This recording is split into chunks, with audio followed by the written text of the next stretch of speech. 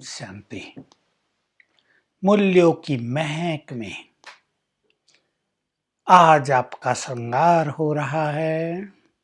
आपका जीवन महक उठेगा नम्रता और मधुरता से। नम्रता सचमुच हमारा कवच है।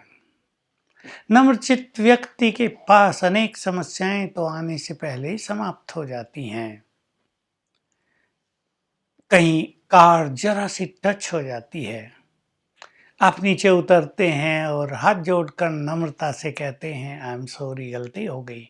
दूसरा व्यक्ति तुरंत शांत हो जाता है और आप बहस करने लगे उससे, तुम्हारी गलती है, मेरी नहीं है, ये है वो है, गुस्साबाजी हो जाए तो एक छोटी सी बात बहुत बड़ा तूफान बन जाती है। नम्रता अनेक समस्याओं को तत्काल स्टॉप करने वाली है। नम्रता से मनुष्य के मन के संकल्प भी तुरंत शांत हो जाते हैं। हम देख लें, हम उस व्यक्ति को ही तो पसंद करते हैं जो बहुत नम्रचित्त है। जो व्यक्ति अहंकारी है, जो व्यक्ति ज़्यादा बोलता है, जो व्यक्ति बहुत बोलता है, क्या हम उसे पसंद करते हैं? कदापि नहीं। तो जिस व्यक्ति को हम पसंद करते हैं, दूसरे व्यक्तियों में जो कुछ हम देखना चाहते हैं, वैसा ही हम स्वयं भी तो करें। नम्रता का व्यवहार। दूसरे से हमें काम लेना है। आपके पास 4 सर्वेंट हैं। आप यदि उन्हें बार बार डांटते हैं, आपने देखा होगा वो ढीठ हो जाएंगे। आप डांटते रहेंगे, वो सुना अनसुना करते रहेंगे। और आप नम्रचित्त होकर बड़े प्यार से उन्हें कुछ कहते हैं, वो डबल काम करने के लिए तैयार हो जाएंगे। हमारी नम्रता में इस तरह शक्ति होती है। नम्रता और प्रेम जहाँ दोनों मिल जाते हैं, बस बहुत बड़ा काम सहज हो जाता है। हम नम्रचित्त बोल अपने धारण करें।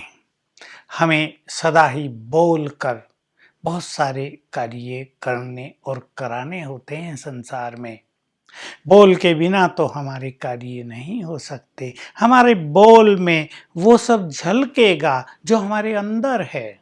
हमारे अंदर खीज है, वो बोल में झलकेगी। हमारे अंदर ईर्ष्या है, वो बोल में दिखाई देगी। हम बहुत अभिमानी क्रोधी हैं, वो बोल से प्रकट होगा। और यदि हम नम्रचित्त हैं तो हमारे मुख से फूल झड़ेंगे, हमारे मुख से अमृतवाणी निकलेगी और इसका प्रभाव दूसरों पर बहुत ही पड़ेगा।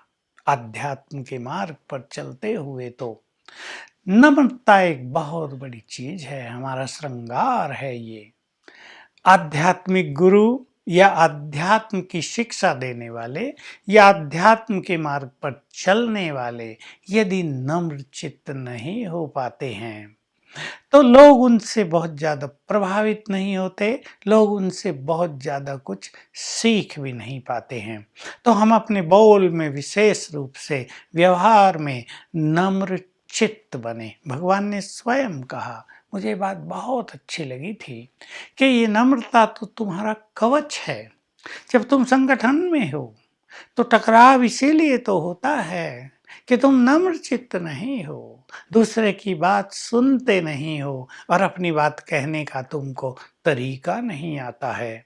अगर ये दोनों चीज तुम सीख लें तो हमेशा ही संगठनों में तुम टकराव से मुक्त रह सकते हो। और जहाँ संगठन हमारा टकराव से मुक्त है, वो संगठन वो बहुत पावरफुल है। Unity is strength, unity is power.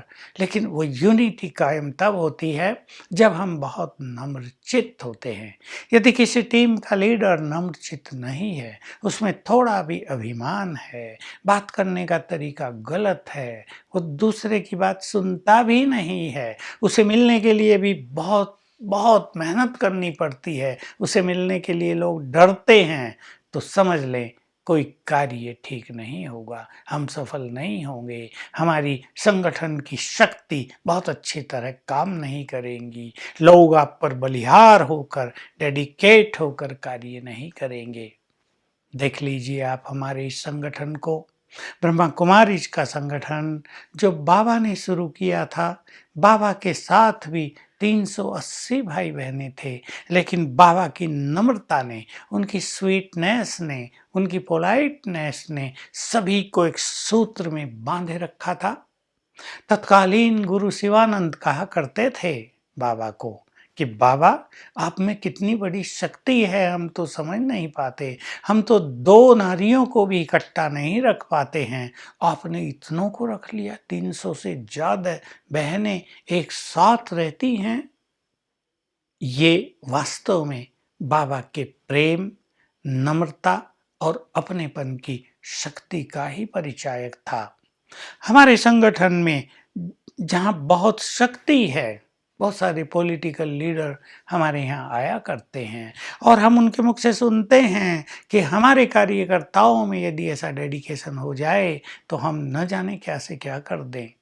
जैसा डेडिकेशन वो यहाँ देखते हैं, वैसा डेडिकेशन वो अपने वहाँ नहीं देखते, क्योंकि वहाँ लोग मनी माइंडेड हैं, वहाँ सबको पावर चाहिए, वहाँ सत्ता के भिखारी लोग होते हैं, और हमारे यहाँ सेवा भाव है।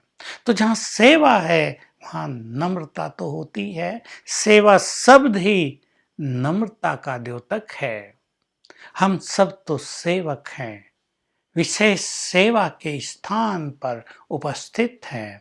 हमें सेवा के रिटर्न में कुछ भी नहीं चाहता है, और ये सेवा हमें नम्र चित्त बनाती जाती है। इसलिए बड़े बड़े लोग भी साधारण कहा जाने वाला कार्य करने लगते हैं। नम्र चित्त होने के लिए, अपने अभिमान को नष्ट करने के लिए, तो हम अपने अपने संगठनों में नम्र चित्त बने। जहाँ भी आपके परिवारों में टकराव हो रहा है, लोग एक दूसरे की बात सुन नहीं रहे हैं, आप स्वयं शुरुआत करें नम्रतापूर्ण व्यवहार करने की, बहुत पोलाइटली अपनी बात कहने की। कुछ दिन कहें, कभी आपको ये भी लग सकता है मेरी पोलाइटनेस का, मेरे नम्रचित्त होने का लोग कुछ दुरुपयोग सा कर रहे हैं, उन्हें इसका महत्व नहीं है, वो इसे मेरी कमजोरी समझते हैं, पर ये स्वीटनेस उन्हें अंदर ही अंदर अवश्य आकर्षित करेगी। लोग बाहर जरूर आपकी महिमा करेंगे, ये व्यक्ति बहुत स्वीट है, बहुत पोलाइट है। तो हम इनको अपने जीवन का श्रृंगार समझ लें। ये सभी सद्गुण, विशेष रूप से मधुरता और नम्रता, ये तो मनुष्य जीवन का सुंदर श्रृंगार है। जेवरों से श्रृंगारित व्यक्ति उतना आकर्षित नहीं कर सकता, लेकिन जिसके पास ये स्थूल जेवर नहीं, लेकिन ये सद्गुणों के जेवर हैं, वो सचमुच दूसरों को बहुत ज़्यादा आकर्षित करता है। हमारे परम पिता को देख लीजिए, जो सर्वशक्तिवान है, जो ऑलमाइटी अथॉरिटी है, जिसके हाथ में संपूर्ण सत्ता है। वो चाहे तो संकल्प करते ही सारा खेल इधर से उधर कर दे, लेकिन जब हम उसकी वाणी सुनते हैं तो उसमें नम्रता झलकती है, मानो नम्रता का भी वो सागर हो, कभी भी उद्वेग उनमें दिखाई नहीं देता।